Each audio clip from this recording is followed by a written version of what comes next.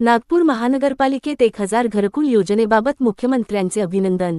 धुळे महानगरपालिकेत 73 वाल्मिकी समाजाच्या बेघर सफाई कामगारांना डॉ. बाबासाहेब आंबेडकर श्रमसाफल्य आवास योजनेअंतर्गत घरकुल देण्याबाबत प्रक्रिया सुरू आहे। ही प्रक्रिया अत्यंत संथ गतीने सुरू असल्याने तात्काळ प्रभावीपणे ही योजना लागू करण्यात यावी याबाबत मुख्यमंत्र्यांनी धुळे महानगरपालिका आयुक्त तथा प्रशासनाला निर्देश द्यावेत। याकरिता भारतीय जनता पार्टी कामगार आघाडीचे प्रदेश उपाध्यक्ष श्री विजय पवार यांनी प्रत्यक्ष माननीय देवेंद्र फडणवीस मुख्यमंत्री महोदय यांना निवेदन देऊन चर्चा केली। आपण नागपूर महानगरपालिकेत 1000 सफाई कामगारांना घरकुल देण्याबाबत घेतलेल्या निर्णयाचे स्वागत वाल्मिकी समाज करतो, आपले अभिनंदनही करतो।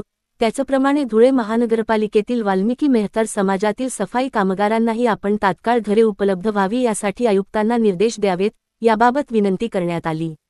याप्रसंगी महाराष्ट्र राज्य सफाई कर्मचारी आयोगाचे अध्यक्ष सतीश डागोर, सामाजिक कार्यकर्ते करण चांगरे हेही उपस्थित होते।